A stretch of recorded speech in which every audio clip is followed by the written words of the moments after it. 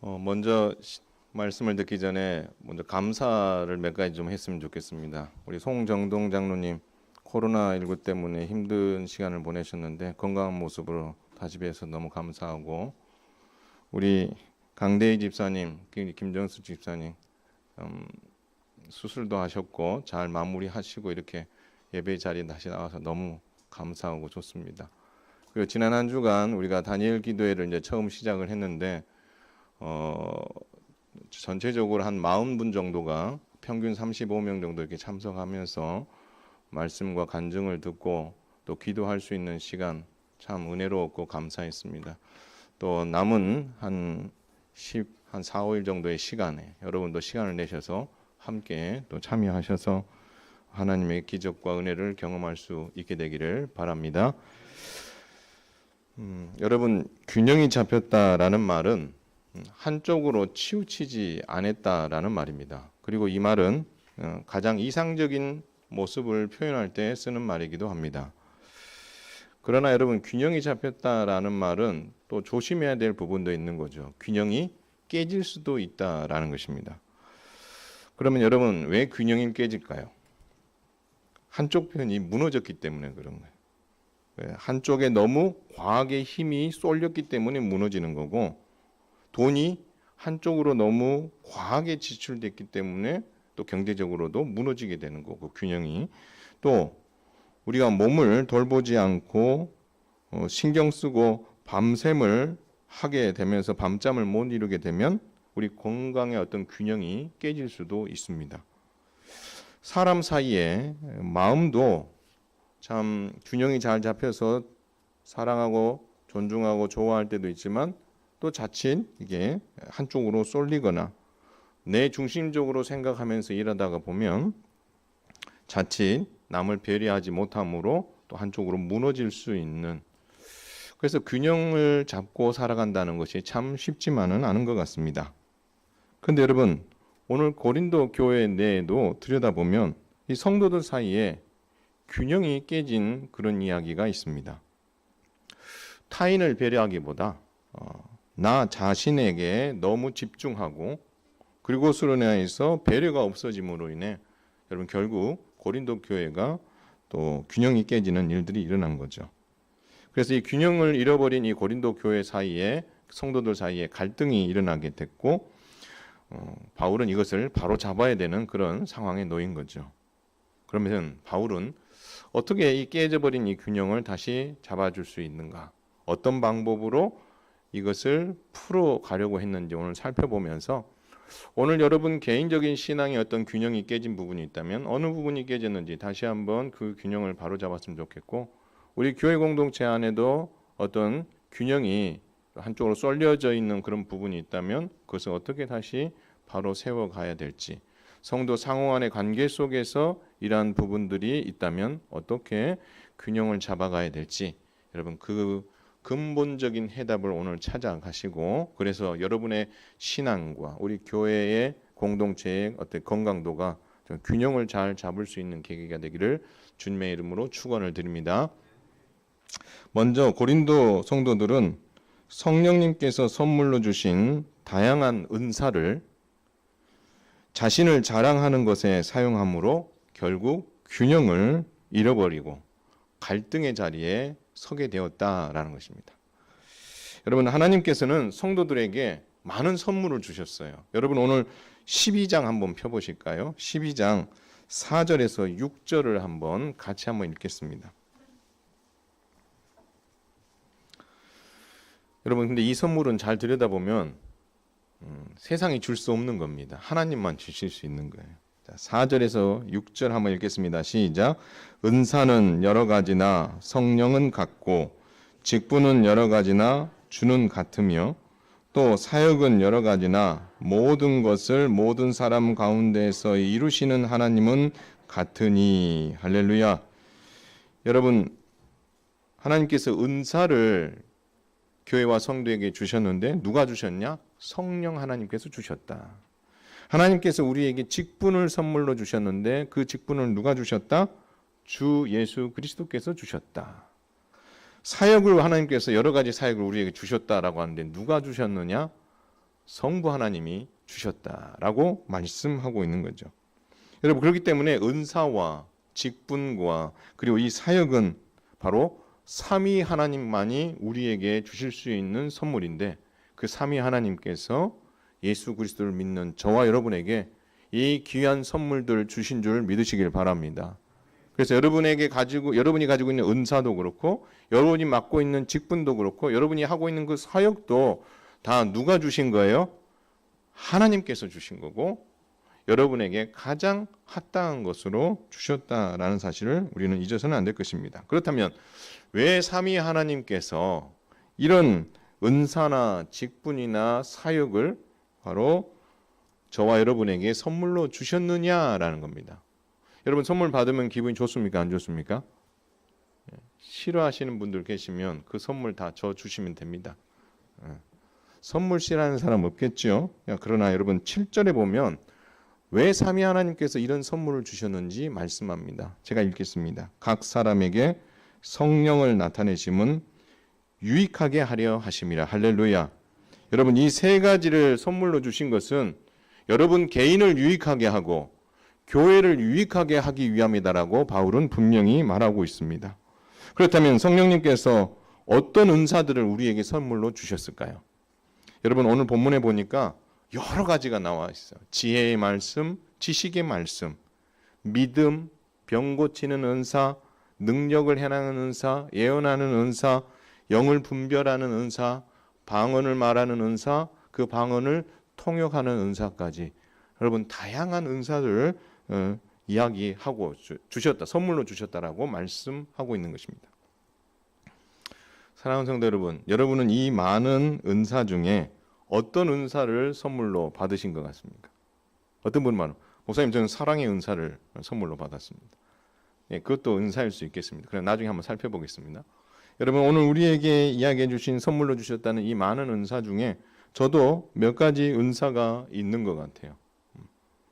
방언을 하는 은사도 저에게 주셨고, 또 지혜의 말씀과 지식의 말씀, 예언할 수 있는 그런 어떤 은사도 저에게 주셨어요. 여러분, 여기서 이 예언이라는 것은 미래를 예언하는 게 아닙니다. 이 예언은 하나님의 말씀을 가지고 성도를 잘 권면하고 세워주는 것을 예언이라고 말하는 거예요. 그래서 여러분, 여기서 예언은 우리가 일반적으로 생각하는 그 예언이 아니다. 그렇다면 여러분, 이 예언의 은사 같은 경우는 우리 교회의 직분자들이 가져야 될 바람직한 은사 중에 하나겠죠. 그렇죠? 그래서 누군가 연약한 성도가 있으면 그들을 위해서 기도하고 또 말씀으로 권면하고 세워주는 그 일들, 여러분 그거 역시 예언의 은사라고 했을 때 여러분 많은 이들이 이 은사를 또 가지고 있는 거죠. 저 역시 지혜의 말씀과 지식의 말씀을 깨닫고 전하는 부분도 있지만, 여러분도 그 지식의 말씀과 지혜의 말씀을 꼭 저를 통해서 아는 것이 아니라 잘 배워서 여러분이 그것을 읽으면서 여러분이 깨달을 수 있다면 그거 역시도 하나님 여러분에게 주신 은사다라는 거죠. 그렇게 봤을 때 여러분 어떤 은사를 여러분이 받았다라고 생각이 드십니까? 정말 중요한 것은 이 은사가 내가 잘해서 받은 것이 아니라 하나님의 선물이라는 사실, 여러분 그것을 감사함으로 받으시기를 주님의 이름으로 축원을 드립니다. 그렇다면 우리 하나님께서 우리에게 이런 은사들을 선물로 주실 때에 어떤 마음으로 주셨을까요? 뭔가 대가를 바라고 주시지는 않았을 것 같아요. 자, 오늘 성경에 보니까 뭐라고 이야기하면 하나님께서는 균형 잡힌 그리스도인이 되기를 바라는 마음, 균형 잡힌 교회가 되기를 바라는 마음으로 하나님께서 이 선물을 주셨다라는 겁니다. 여기 중요한 거예요. 균형 잡혔다. 그래서 여러분, 바울은요, 성도는 그리스도 안에서 한 몸을 이루고 있지만 또 성도는 다양한 지체예요. 그래서 그 지체로서 한 몸인 그리스도와 뭐 하고 있다는 거예요? 연합되어 있다라는 거예요. 그렇기 때문에 한 사람 한 사람이 가지고 있는 은사가 그리스도의 몸된 그리스도와 연합되어 있기에 유기적으로 서로에게 뭘 주겠어요? 영향을 주게 되어 있다라는 것입니다. 더 나아가서 이 은사는 유대인이나 이방인이나 종이나 자유인이나 누구도 예외 없이 예수님을 믿고 세례를 받고 한 성령을 받은 모든 이들에게 하나님께서 이 은사를 골고루 어떻게 했다고요? 나누어 주셨다라고 말씀하고 있습니다. 그래서 목사님 저는 은사가 없는 것 같아요. 그게 없습니다. 모든 사람들에게 가장 합당한 은사를 다 주셨다라는 것입니다. 그리고 교회에는 이런 다양한 사람들이 모여 있고 다양한 은사를 선물로 받았기에 그것이 어떻게 해요? 그리스도의 몸과 함께 연합되어 있고 붙어 있기 때문에 이 은사를 각자가 받은 은사를 발휘하게 되면 서로에게 뭘 준다는 거예요? 영향을 준다라는 거예요. 그래서 서로에게 유익을 주고 그 유익으로 인해서 개인이 힘을 얻고 교회가 성숙해지고 성장해지는 그런 결과물을 얻게 된다라는 것입니다.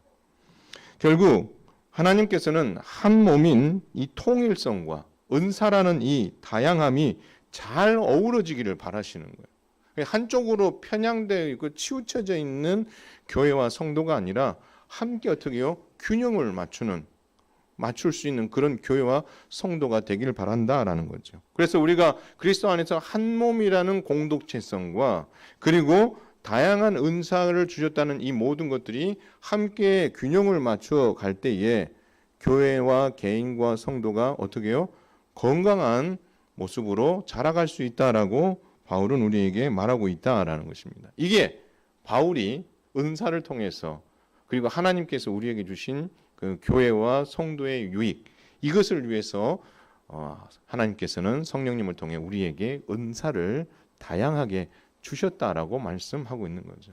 그래서 여러분 은사가 여러분에게 주어진 이 모든 것은 하나님의 은혜뿐만 아니라 이것이 묵혀두고 또 숨겨둘 것이 아니라 그것을 드러내고 활용해서 여러분 개인의 유익과 성도들의 유익, 교회의 유익을 위해서 활용해야 되는 것이 우리가 또 해야 될 일이다라는 것입니다. 이게 모든 교회를 향한 하나님의 뜻이었고 이것을 바울은 고린도 교회에게 충분히 설명했습니다. 그런데요, 이런 설명을 한 이유가 무엇일까요? 다른 게 아니라 고린도 교회가 균형 잡힌 교회로 서지 못하는 아쉬움이 있었기 때문에 이 원리를 설명하는 겁니다. 바로 고린도 교회 성도들 안에 많은 은사가 있었어요. 여러분 많은 은사가 있었다는 말은 돌려 이야기하면 교회가 역동적이었다라고도 볼 수 있는 거예요. 생각해 보세요. 영을 분별하고 방언을 하고 통역을 하고 예언을 하고 하나님의 말씀을 쫓아 어떻게 해요? 깨달아 알기 위해서 막 애를 쓰고 또 이런 모든 일들이 어떻게 해요? 역동적으로 일어나니까 하나님께서 은사로 주셨기 때문에 그 역동적으로 어떤 일들이 일어나고 있는데 그것이 좀 뭔가 부작용이 있었다라는 것이 아쉽다라는 것입니다. 그 부작용이 뭐냐라고 했을 때에 바로 영적인 균형을 잃어버린 거예요. 영적인 균형을 잃어버리고 서로에게 유익이 되지 못하는 그런 갈등 구조로 나아가게 됐다라는 것이 고린도 교회가 처한 상황이다라는 것입니다. 그래서 여러분 어떤 경우가 있었냐면 이런 거예요. 내가 받은 은사가 최고다 이렇게 생각하는 거예요. 좋은 겁니다. 하나님께서 주신 선물에 대해서 감사하고 자랑하는 건 좋아요. 그런데 함께 신앙생활하는 성도들과의 관계 속에서 내가 받은 은사가 최고다라고 생각하면서 자랑하면서 갈등이 일어나는 거예요. 내가 받은 은사는 그러니까 내가 아니라 당신이 받은 은사는 쓸모없는 은사다. 내가 더 큰 은사를 받았다. 이렇게 어떻게요? 자랑하고 다니는 거예요. 그것으로 인해서 교회가 유익하고 한 몸으로 건강하게 서가고 하나가 돼야 되는데 이러한 어떤 자기 자랑이 결국 교회를 시끄럽게 만들었다라는 것입니다. 그래서 여러분 사실 바울이 이런 이야기를 해요. 눈이 손에게 야, 손 너 쓸데없어 라고 이야기할 수 있습니까? 없다는 거죠. 손이 눈에게 너 눈 필요 없어 라고 이야기할 수 없다는 거예요. 머리가 발에게 이게 땅만 맞고 사는 너가 뭐가 필요하겠어? 이야기할 수 없다는 거예요. 발이 머리를 향해서 필요 없다는 이야기를 할 수 없다는 거예요. 너는 쓸모없는 존재라고 말할 자격도 없고 말해서도 안 된다라는 것입니다. 오히려 바울은 뭐라고 이야기했냐면 우리 몸은 의외로 별 볼 일 없어 보이는 그 지체가 요긴하게 쓰일 때가 많다라고 이야기하고 있다라는 것입니다. 오히려 그 별 볼 일 없어 보이는 것, 그 부분들을 어떻게 해요? 그런 것들이 더 조심스럽게 감싸주고 보기 흉한 부분들을 보기 좋게 어떻게 해요? 꾸며주는 역할을 함으로 인하여서 몸 전체에 유익을 줄 때가 많다라는 것입니다. 여자분들 이렇게 눈썹이 이렇게, 저도 눈썹이 있지만 여자분들 중에는 이게 눈썹에 문신하신 분들도 계시더라고요. 그렇죠? 왜 하십니까? 바쁜데 뭐 하기 싫어서요? 예. 바쁠 때 그냥 화장 안 하고 빨리 나가고 싶은데 있어서 이제 하시는 분들도 계시잖아요. 근데 여러분 눈썹을 한번 보세요. 눈썹이 보면 별 볼 일 없는 것처럼 보이잖아요. 근데 여러분 눈썹이 역할을 제대로 할 때가 언제입니까? 비 올 때입니다. 비 올 때 땀 흘릴 때 이게 어떻게 해요? 이 눈썹이 없으면 이 눈으로 바로 이렇게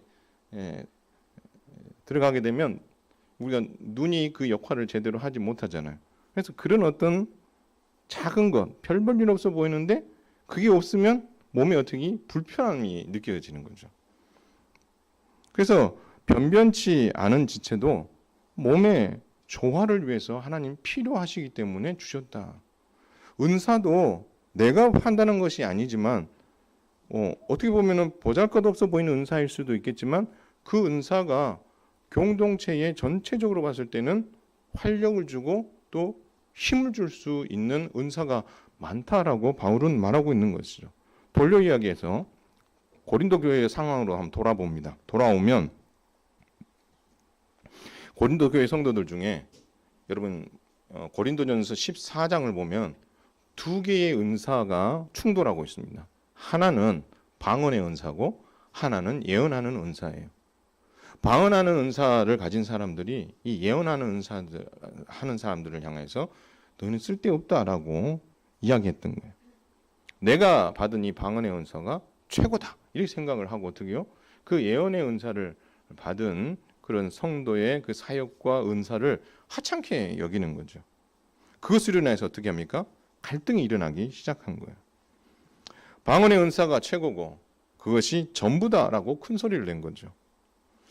그런데 여러분 일단 기본적으로 문제가 뭐냐면 이들의 주장에는 하나님께서 은사로 주셨다는 것에 대한 감사하는 마음이 없다는 게 가장 큰 문제입니다. 두 번째는 그것이 마치 자기가 무엇인가를 잘 했기 때문에 주신 것으로 오해하는데 그것으로 인하여서 자기 의와 자기 자랑에 빠지는 큰 실수를 하게 되었다라는 것이죠. 값없이 받은 건데 마치 이것이 자기가 뭔가를 잘했기 때문에 얻은 것처럼 오해하고 그 은사를 자꾸 자랑하게 되는, 그래서 어떻게 합니까? 좋은 이야기도 자꾸 들으면 싫은 것처럼 이 이야기가 교회 공동체 전체를 시끄럽게 만들었다라는 것입니다. 그래서 여러분 바울이 이런 말을 합니다. 여러분 29절 30절 보면 이런 말이 나요. 다 사도겠느냐? 다 선지자, 교사, 능력 행하는 자, 병 고치는 은사를 가진 자, 방언을 말하는 자, 통역하는 자이겠느냐라고 말합니다. 모든 사람이 너가 이야기하는 것처럼 방언을 말하는 사람일 수 없다라는 겁니다. 누군가는 교사와 선지자의 은사를 가진 사람이 있고 누군가는 능력을 행하고 믿음이 있고 그리고 병 고치는 은사가 있는 사람이 있고 누군가는 방언도 하고 누군가는 통역하는 은사를 가진 자가 있을 수 있다. 그게 골고루 교회의 균형을 위해서 하나님께서 주셨다. 그렇게 말씀하고 있는 거죠. 바로 다양한 은사를 성령님께서 주셨기 때문에 그 은사를 서로 존중하는 것이 맞다라고 말하고 있는 것이죠. 그래서 이 갈등에 대해서 바울은 두 가지 원리를 설명합니다. 하나는요, 몸은 하나이나 여러 지체가 유기적으로 연결되어 있다라는 겁니다. 앞서 말한 것처럼 발과 손, 귀와 눈에 대한 이야기를 했죠. 서로가 몸에 붙어 있다고 해서 내가 잘났다라고 이야기할 수 없다는 것입니다. 다 한 몸 안에 붙어 있는 거고 자기의 기능을 하기만 하면 된다라는 겁니다. 그래서 우리 몸 전체가 아주 특이한 표현을 해놨어요. 17절에 보면 우리 몸 전체가 코일 수 있냐는 거죠. 생각해 보세요. 얼마나 좀 이상합니까? 우리 몸 전체가 눈일 수 있냐는 거죠. 아니라는 겁니다. 코는 코가 있어야 될 위치에서 그 역할을 하면 되고 눈은 눈이 있는 자리에서 그 역할을 하면 되는 거지 온 몸이 눈이고 온 몸이 코면 보는 건 어떻게 하고 냄새 맡는 건 어떻게 할 거냐? 바울은 그렇게 지적하고 있는 거죠. 두 번째, 다양한 은사는요, 서열이 있다는 거예요. 높고 낮음이 있다라는. 처음 들어보시는 것처럼 반응하시면 안 됩니다. 여러분, 은사는 높은 것이 있고 낮은 것이 있습니다. 여러분, 하나님께서, 여러분 28절 한번 읽어볼까요? 28절. 자, 12장 28절이 한번 읽겠습니다. 시작. 하나님이 교회 중에 몇을 세우셨으니 첫째는 사도요, 둘째는 선지자요, 셋째는 교사요, 그 다음은 능력을 행하는 자요, 그 다음은 병 고치는 은사와 서로 돕는 것과 다스리는 것과 각종 방언을 말하는 것이니라. 여러분, 이 본문에서, 이 절에서 눈에 들어오는 표현이 뭐가 있습니까? 그렇죠? 첫째, 둘째, 셋째, 그 다음은 이야기를 하고 있거든요. 여러분, 이것은 하나, 둘, 셋, 넷 챈다는 말이 아니에요. 서열이 있다는 거예요. 높은 은사가 있고 낮은 은사가 있다라는 거예요. 여러분, 그런데 이 말 오해하면 안 됩니다. 은사가 높고 낮은 서열이 있다, 이 말 때문에 그러면 하나님 차별하시는 건가? 여러분, 그렇게 생각할 수 있어요. 그러나 바울은 여러분 고린도전서 12장 31절에 이런 도전을 합니다. 한번 따라서 하겠습니다. 너희 더 큰 은사를 사모하라. 한 번 더 따라서 하겠습니다. 시작. 더 큰 은사를 사모하라. 제가 이야기한 게 아니죠. 바울이 분명히 은사가 있는데 더 큰 은사가 있다고 이야기했어요. 그러면 작은 은사도 있다는 이야기거든요. 그래서 이 서열이 사도, 선지자, 교사, 능력 행하는 자, 병 고치는 은사, 서로 돕는 것, 다스리는 것, 방언하는 것, 통역하는 것, 이렇게 서열이 있다라는 거죠. 물론 하나님께서 이 모든 은사를 성령의 선물로 우리에게 주신 건 사실입니다. 그러나 왜 하나님께서 이렇게 서열을 두셨느냐? 이 은사가 교회에 유익을 주느냐 아니면 우리 개인의 유익을 주느냐에 따라서 이 서열을 하나님께서 주신 거죠. 그래서 방언 같은 경우는 누구에게 유익을 한 거예요? 개인에게 유익한 거예요. 여러분, 방언하시는 분들 계시죠? 그렇죠? 기도할 때에 방언하며 기도합니다. 그런데 저는 한 번씩 제가 여러분들에게 권면하고 싶은 것은 방언 기도를 하십시오. 그러나 방언 기도만은 하지 마십시오. 자기 목소리로 내가 무엇을 기도하는지를 알고 기도하시는 것도 훈련하셔야 돼요. 방언 기도는 차라리 아무도 없을 때에 혼자 기도할 때는 방언 기도를 하십시오. 그러나 공동체가 전체가 기도할 때는 방언 기도보다도 내가 무엇을 놓고 기도하고 있는지, 목사님이나 앞에서 기도에 인도하시는 분이 던진 기도의 제목들을 가지고 내가 무엇을 기도해야 될지를 정확하게 어떻게 자기 귀에 들리도록 기도하는 것도 필요해요. 방언으로만 기도하는 분들은 왜 방언이 개인적인 어떤 은사하고 개인에게 유익한 줄 아세요? 하나님과 개인적인 기도를 하는 거죠. 근데 이 방언에 맹점이 있어요. 내가 뭘 기도하는지 모른다는 거예요. 그래서 뭐가 필요해요? 통역이 필요한 거예요. 그래야 이 방언이 뭐가 되는 거예요? 온전한 은사가 되는 거예요. 더 나아가서 여러분, 예언의 은사는요, 교회 유익을 위한 은사예요. 연약한 성도들을 말씀으로 세우고 권면하고 하는 일이기 때문에. 그렇기 때문에 예언의 은사가 방언의 은사보다 뭐가 특별나서가 아니라 개인의 유익을 위한 건지 공동체 전체를 위한 은사인지 그런 차이에서 하나님께서 뭘 주셨다는 거예요? 이 은사에 서열을 두셨다라는 것입니다. 따라서 여러분, 그렇게 보면 우리 고린도 교회 안에는 보면 하나님께서 이 질서를 따라서 이렇게 서열을 주셨는데 그것을 알지 못하고 낮은 서열에 있는 방언의 은사를 받은 성도가 이것이 최고라고 생각하고 자랑하고 그 이외의 모든 은사를 하찮게 여기고 그 질서를 무너뜨리는, 그래서 예언하는 성도들의 그 은사들을 어떻게 해요? 별것 아닌 것 취급하고 존중해주지 않는 그 일이 공동체 안에 시끄러운 이유가 되었다라는 것입니다. 사랑하는 성도 여러분, 그런데 이것이 전부가 아닙니다. 바울은 근본적인 해결책을 내려놓습니다. 근본적인 해석이 뭐냐면 바로 사랑입니다. 사랑은 다양한 은사를 균형 잡아주어 건강한 교회를 세워주는 줄 믿으시기 바랍니다. 여러분 12장 31절 한번 읽겠습니다. 시작. 너희는 더욱 큰 은사를 사모하라. 내가 또한 가장 좋은 길을 너희에게 보이리라. 할렐루야. 여러분 여기서 바울이 하고 싶은 말이 뭡니까? 성령께서 주신 이 선물인 은사로 인하여서 교회가 지금 갈등하고 있거든요. 그 갈등하는 교회에게 너는 더 큰 은사를 사모하라고 권면하면서 이런 말 합니다. 내가 가장 좋은 길을 너희에게 보여주겠다라고 이야기합니다. 그런데 이 가장 좋은 길이 뭐냐라는 거죠. 그게 바로 고린도전서 13장에 나와 있는 사랑이라는 거예요. 사랑. 결국 은사가 제대로 은사로서 발휘를 하려면 뭐가 필요하다는 거예요? 사랑이 필요하다라고 말씀하고 있는 거예요. 그래서 여러분 사랑은 은사입니까? 아닙니까? 사랑은 은사가 아닙니다. 사랑은 은사가 은사되도록 만드는 중요한 매개체입니다. 여러분 사랑의 중요성을 여러분 13장 1절에서 3절에 이야기합니다. 이거 중요하기 때문에 함께 읽겠습니다. 함께 읽습니다. 시작. 내가 사람의 방언과 천사의 말을 할지라도 뭐가 없으면 사랑이 없으면 소리나는 구리와 울리는 괭가리가 되고 내가 예언하는 능력이 있어 모든 비밀과 모든 지식을 알고 또 산을 옮길 만한 믿음이 있을지라도 뭐가 없으면 사랑이 없으면 내가 아무것도 아니요 내가 내게 있는 모든 것으로 구제하고 또 내 몸을 불사르게 내어줄지라도 뭐가 없으면 사랑이 없으면 내게 아무 유익이 없느니라. 할렐루야. 여러분 이 1절, 2절, 3절에서 핵심이 뭐죠? 뭐가 없으면 사랑이 없으면.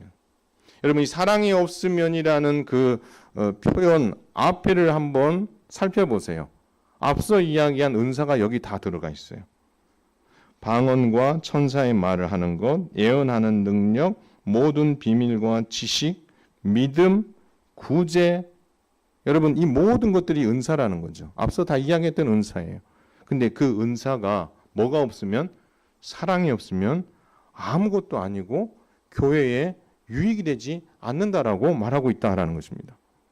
그래서 여러분 바울은 은사를 말하면서 사랑이 없으면 안 된다라고 말합니다.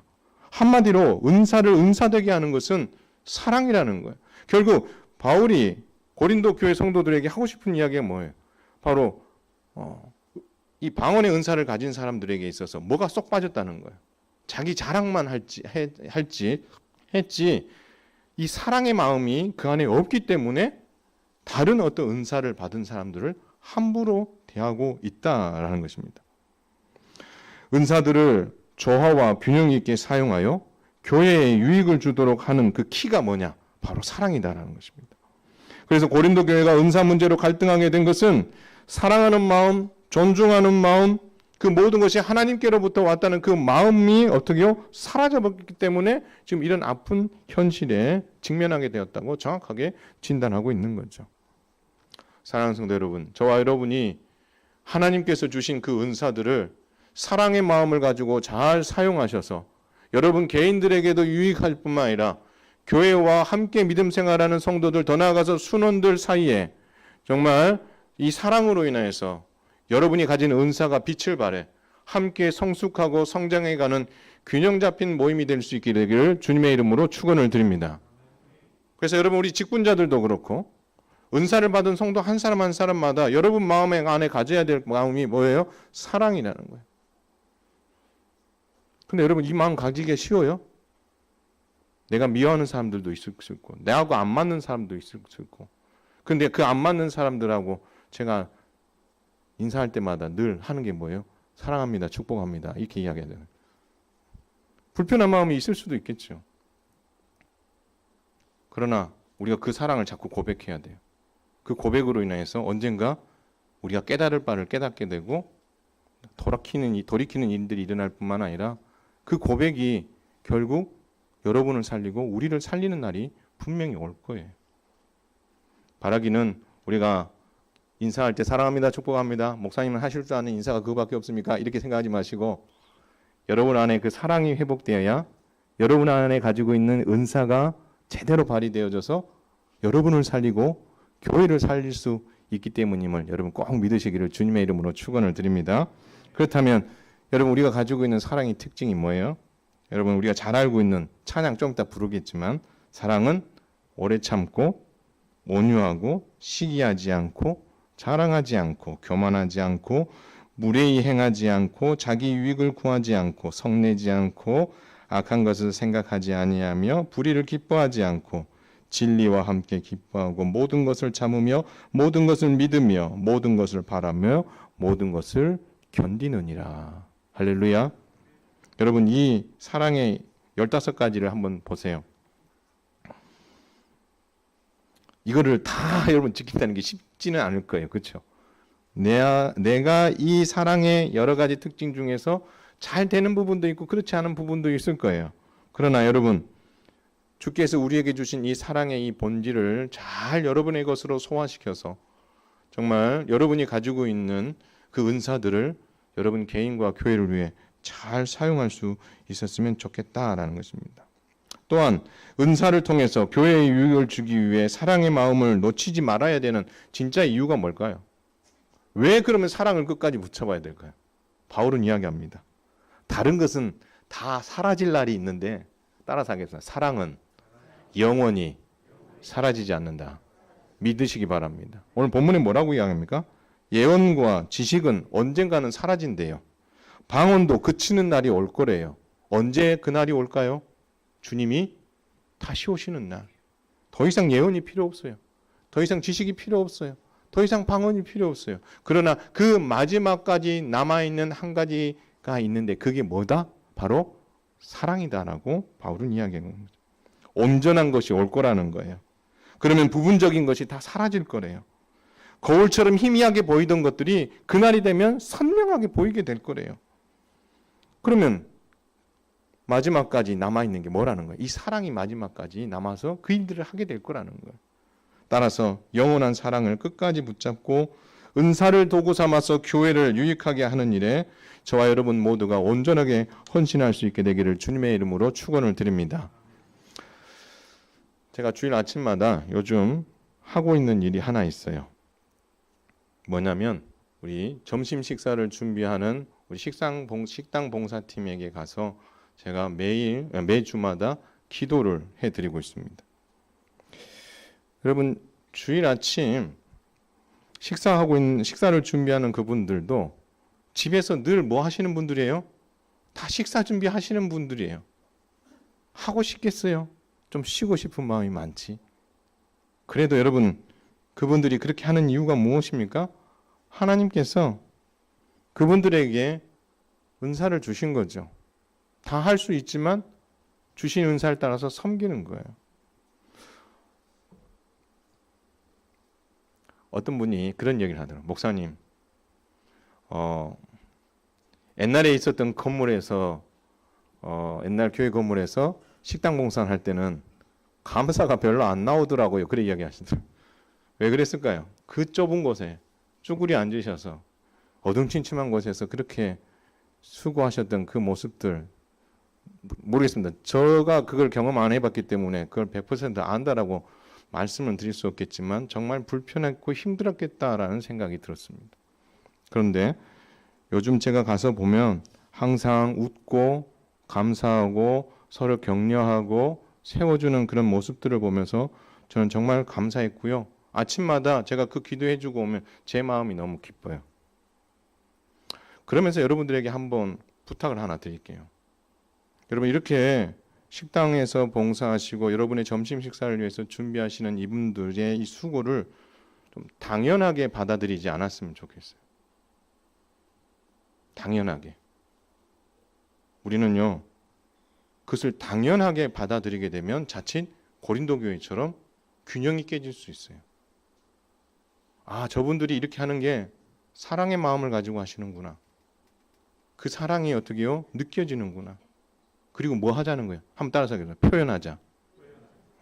아무 말 없이 오셔가지고 가져가지 마시고 저는 제가 이제까지 거쳐왔던 교회 중에서 우리 교회 식사만큼 맛있는 데 없었어요. 항상 뭐 하고요? 감사합니다. 섬겨주셔서 감사하고 음식이 정말 맛있습니다. 이렇게 사랑의 마음을 어떻게 표현하는 것. 여러분 그렇게 됐을 때에 섬기시는 그분들의 힘든 모든 것들이 눈 녹듯이 녹아질 수 있는 거고, 아, 이분들이 우리의 섬김을 당연하게 받는 것이 아니라 우리를 사랑해주고 있고 존중해주고 계시는구나. 여러분, 그것을 느끼게 되면 섬기는 분들이, 은사를 가지고 섬기는 분들이 얼마나 감사하고 행복하겠어요. 마찬가지예요. 우리 교사분들도 있고요. 우리 교사들에게 우리가 자녀들의 신앙의 문제를 일부 맡겼습니다. 그러면 여러분, 우리가 당연히 교사니까 해야 되겠지, 이거 역시도 당연하게 생각하면 안 되는 거예요. 이 교사의 직분도요. 여러분 생각해 보세요. 여러분은 11시 되면 예배 마치고 예배 드리기 위해서 오시지만 이 교사분들은요. 여기 보통 8시 반에 들어오십니다. 그럼 8시 반에 오시려면 몇 시에 일어나야 되겠어요? 여러분 주일날 아침에 좀 일찍 늦게까지 좀 자고 싶지 않겠어요? 6시 반, 7시에 일어나셔야 돼. 준비해서 나오셔야 돼. 그리고 그 아이들에게 주중에 가르칠 말씀을 또 준비해야 돼요. 그런 수고를 하는 거죠. 여러분 그 수고도 결국 가르치는 은사의 한 부분이기 때문에 그들이 하는 거거든요. 그러면 그분들에 대해서 당연하다 생각하면 안 되는 거죠. 내가 해야 될 신앙의 계승의 문제를 우리의 교사들에게 일부 이양한 거거든요. 감사한 마음으로 어떻게 해요? 표현해야 되고 그분에게 당연히 가르치는 은사를 줬으니까 당연히 해야지, 이게 아니라는 거죠. 그렇게 사랑의 마음으로 하는 그것을 이해해주고 감사를 표하고 하는 그런 것들이 필요하다라는 거죠. 순장님들도 마찬가지고 직분자들도 마찬가지고 예언의 은사를 여러분이 가지고 있는 거거든요. 하나님의 말씀으로 누군가를 권면하고 세우는 그 은사를 여러분이 가지고 계신 거거든요. 그분들을 통해서 여러분들의 신앙이 흔들릴 수 있었던 상황을 어떻게 해요? 딱 흔들리지 않고 굳건하게 붙잡을 수 있었다면 여러분 그 직분자와 그 정말 예언의 은사를 받은 사람은 그 은사를 지금 제대로 하고 있는 거고 그 결과로 인해서 한 성도에게 큰 유익을 준 거잖아요. 그렇다면 우리가 그렇게 예언의 은사를 통해서 우리에게 유익을 주는 직분자들과 순장님들, 기타 모든 분들에게 뭐 할 수 있어야 돼요? 당연하게 여기지 말고 그분들의 사랑과 그분들에게 하나님께 주신 은사를 저렇게 사용함으로 말미암아 우리에게 이런 유익을 주는구나라고 생각하며 감사를 표할 수 있는 그런 멋진 그리스도인이 꼭 될 수 있기를 주님의 이름으로 축원을 드립니다. 또 한 가지 제가 도전을 주고 싶은 것은 여러분 한번 따라서 합니다. 더 큰 은사를 사모하자. 목사님 됐습니다. 저는 이거 하나면 족합니다. 막 2개, 3개 하면 머리 아픈데 뭐 2개, 3가지를 더 구하고 있습니까? 그러나 바울은 도전합니다. 더 큰 은사를 사모하라. 여러분이 방언의 은사를 가지고 계십니까? 예언의 은사를 사모하고 기도하세요. 여러분 누군가는요 적절한 말을 할 줄 아는 사람이 있는가 하면 누군가는 그 적절한 표현을 하지 못하는 사람이 있어요. 그분은 예언의 은사가 없는 분이에요. 그러나 그것을 보면서 나도 누군가에게 정말 권면하고 마음 상하지 않고 마음을 세워줘서 생활을 잘 할 수 있도록 도와주는 지혜로운 말을 할 수 있었으면 좋겠다라는 마음이 여러분 안에 듭니까? 그러면 여러분은 이 예언의 은사를 사모하는 마음이 있는 거예요. 그럼 그걸 가지고 뭐 하는 거예요? 기도하는 거예요. 더 나아가서 여러분 그 앞에 보면 지식의 말씀, 지혜의 말씀, 선지자 이런 이야기가 나오잖아요. 이건 뭐예요? 하나님의 말씀을 배우고 깨닫는 은사예요. 누군가에게 들어서 그게 그 말이야 이게 아니라 목사님을 통해서 제 말씀을 여러분이 성경을 읽으면서 이게 이 말씀이구나, 이게 지금 나에게 하나님 하시는 말씀이구나, 이것을 깨달을 수 있는 것, 그것도 은사라는 거예요. 그렇기 때문에 여러분들이 가지고 있는 은사가 만약에 방언의 은사고 또 병 고치는 은사라면 예언할 수 있는 은사, 지혜와 지식의 말씀을 깨달을 수 있는 은사, 더 큰 은사를 사모함으로 말미암아 여러분에게 주신 또 주실 그 은사로 인하여서 여러분 개인과 여러분의 교회와 가정이 더 건강하게 서어갈 수 있다면 여러분 그 은사가 여러분으로 하여금 큰 어떻게 해요? 영향을 주지 않겠습니까? 그러면서 반드시 기억할 것 하나, 하나님 내가 은사를 사용함에 있어서 이 사랑의 마음을 놓치지 않아서 은사가 은사되어 많은 사람들에게 유익을 끼치는 건강한 그리스도인이 되겠습니다. 그렇게 살아갈 수 있는 우리 현흥교회 성도들이 다 되었으면 좋겠습니다.